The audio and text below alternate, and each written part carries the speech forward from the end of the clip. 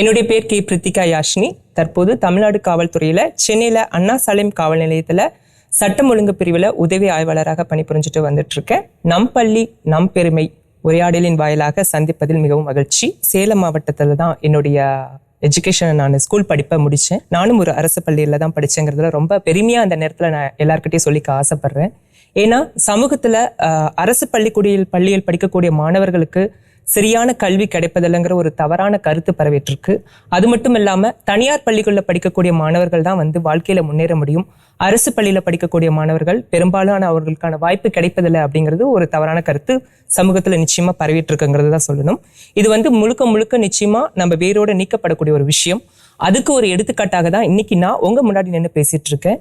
ஏன்னா அரசு பள்ளிகள்ல படிச்சு நிறைய பேர் நிறைய துறையில சாதிச்சுட்டு இருக்காங்க. ஸோ அந்த வகையில நானும் ஒரு அரசு பள்ளியில படிச்சு முடிச்சு தற்போது தமிழகத்துல காவல்துறையில உதவி ஆய்வாளராக பணிபுரிஞ்சுட்டு வந்துட்டு இருக்கேன். அப்படிங்கிறத இந்த நேரத்துல நான் உங்க எல்லாருக்கிட்டையும் சொல்லிக்கிறதுல ரொம்ப பெருமைப்பட்டுக்கிறேன். ஏன்னா தற்போது தமிழக அரசு பள்ளிக்கல்வித்துறையின் மூலமாக நிறைய நலத்திட்டங்களை பள்ளி மாணவர்களுக்காக கொண்டு வந்துட்டு இருக்காங்க. ஏன்னா கல்வி இடைநிற்றல்ங்கிறது மிகப்பெரிய ஒரு கேள்விக்குறியாக மாணவர்களுக்கு இருக்கு. ஏன்னா நிறைய விஷயத்துல குழந்தைகள் அடித்தட்டு மக்கள்ல இருந்தும் தங்களுடைய படிப்பை தொடர்றதுக்காக வராங்க. அப்படி இருக்கக்கூடிய மக்களுக்கு, அப்படி இருக்கக்கூடிய குழந்தைகளுக்கு கல்வி எந்த ஒரு வகையிலும் தடைப்பொருட்டா இருந்துடக்கூடாதுங்கிறதுக்காக அனைவருக்கும் கல்வி திட்டம், இலவச கல்வி திட்டம் போன்ற பல திட்டங்களை நம்மளுடைய தமிழக அரசு மாணவர்களுக்கு கொடுத்துட்டு வராங்க. கல்விங்கிறது ஒரு முக்கியமான அத்தியாவசியமான தேவை அனைத்து குழந்தைகளுக்கும். அதனால பெற்றோர்களுக்கு நான் சொல்லிக் கூட விரும்புவது என்னதுன்னா, சமூகத்துல தேவையில்லாத பேச்சுக்களை கேட்காம உங்களுடைய மாணவர்களை, உங்களுடைய குழந்தைகளை நீங்க உங்கள் சூழல் சார்ந்து இருக்கக்கூடிய அரசு பள்ளிகளில் நிச்சயமா படிக்க வச்சா நிச்சயமா அவங்களாலும் வாழ்க்கையில முன்னேற முடியும் அப்படிங்கிறதுல எந்த ஒரு மாற்று கருத்து இல்லைங்கிறத நான் இந்த நேரத்தில் எல்லாருக்கும் தெரிவிச்சுக்கணும்னு நான் ரொம்ப ஆசைப்படுறேன்.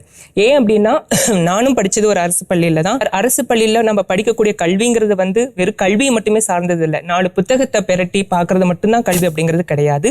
ஏன்னா சமூகத்தை பத்தி படிக்கணும், அரசியலை பத்தி படிக்கணும், பொது உடைமையை பத்தி படிக்கணும், மற்றும் வாழ்க்கை கல்வி ரொம்ப ரொம்ப முக்கியமான ஒண்ணு.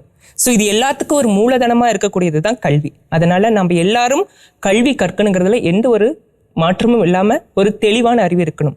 இதை படிச்சா மட்டும்தான் நம்ம அடுத்த கட்டமா நம்மளுடைய வாழ்க்கைக்கு என்ன, நம்மளுடைய உரிமை என்ன நம்ம தெரிஞ்சுக்க முடியும், நம்மளுடைய தேவைகளை நம்ம பூர்த்தி செய்ய முடியும், இந்த சமூகத்தை நம்மளால முடிஞ்ச அளவுக்கு சீர்திருத்த முடியும். ஸோ அதனால கல்விங்கிறது ரொம்ப ரொம்ப ஒரு முக்கியமான விஷயம். ஸோ தயவு செஞ்சு பெற்றோர்களும் சரி, மாணவர்களும் சரி, அரசு பள்ளியில படிக்கிறத தவறாகவும் நினைக்க வேண்டாம் அப்படிங்கறத இந்த நேரத்துல நான் முக்கியமா திரும்ப வலியுறுத்திருக்கேன். ஏற்கனவே நான் சொல்லியிருக்கேன், அதுக்கு நான் மிகச்சிறந்த எடுத்துக்காட்டும் நான் தான். என்ன போல பல பேர் பல துறைகளை சாதிச்சிருக்காங்கிறதையும் நான் ஏற்கனவே சொல்லியிருக்கேன். ஸோ அனைவரும் கல்வி கற்போம், மற்றவர்களுக்கும் கற்பிப்போம். ஸோ அந்த வகையில என்னுடைய பள்ளி படிப்புல எனக்கு கற்றுக் கொடுத்த ஆசிரியர்கள் அனைவருமே ஒரு மிகச்சிறந்த ஆசிரியர்கள்ங்கிறதா இந்த நேரத்துல நான் ரொம்ப சொல்லணும். ஏன் அப்படின்னா அவங்க சொல்லக்கூடிய ஒவ்வொரு வார்த்தைகளும் என்னுடைய லைஃபுக்கு ஒரு மோட்டிவேஷனா இருந்தது, ஒரு இன்ஸ்பைரிங்கா இருந்ததுங்கிறது அதுல எந்த ஒரு மாற்று கருத்துமே இல்லை. எனக்கு பாடம் நடத்தக்கூடிய அத்தனை வகுப்பாசிரியர்களுமே அவங்களுடைய பாடத்திட்டங்களை மட்டும் இல்லாம வாழ்க்கைக்கு தேவையான கல்விகளையும் நிறைய விஷயங்களையும் கற்றுக் கொடுத்தாங்க. அது மட்டும் இல்லாம விளையாட்டு, இந்த மாதிரி பல துறைகள்ல நம்ம சாதிப்பதன் மூலம் நம்மளுடைய எதிர்காலத்துக்கு என்னெல்லாம் நமக்கு தேவையானதை நம்ம பூர்த்தி செய்ய முடியும் அப்படிங்கிறதும் சொல்லி கொடுத்தாங்க. இந்த கல்வியோட தேவை அப்படிங்கிறது எந்த அளவுக்கு முக்கியம் அப்படிங்கறது சொல்லி கொடுத்தாங்க.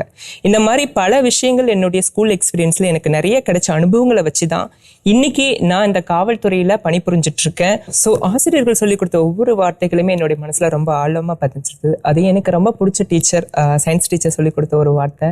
ஸோ கல்விங்கிறது நம்ம படிப்பு மட்டும் கிடையாது, ஒரு சமத்துவத்தை பத்தி நம்ம தெரிஞ்சுக்கக்கூடியது அப்படிங்கறத சொல்லி கொடுத்துருக்காங்க. அந்த சமத்துவங்கிற வார்த்தை என் மனசுல ரொம்ப ஆழமா வேரூன்றி இருக்கிறதுங்கிறத கூட சொல்லலாம். இன்னொன்னு பசுமரத்தாணி மாதிரி என்னுடைய நெஞ்சில பதிஞ்சிருக்குங்கிறதும் சொல்லலாம்.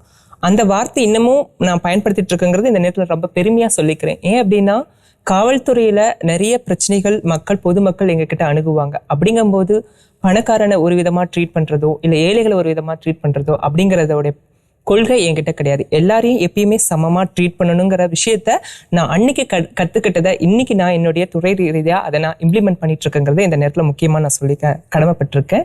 ஏன் அப்படின்னா பொதுமக்கள் பல்வேறு பிரச்சனைகளை வந்து காவல்துறை கிட்ட முன்னிறுத்தி கொண்டு வந்து வைப்பாங்க. அதுல சில பொதுவாகவே சமூகத்துல வந்து, அதாவது திரைத்துறையில வந்து ஒரு தவறான ஒரு சித்தரிப்பு இருக்கு காவல்துறை மீது. அதை தாண்டி என்னுடைய பொறுத்த வரைக்கும், என்னுடைய தனிப்பட்ட அனுபவங்களை பொறுத்த வரைக்கும், நான் எல்லாரையுமே சமமாக தான் ட்ரீட் பண்ணிட்டு இருக்கேங்கிறத நான் முழு மனசோட நம்புறேன்.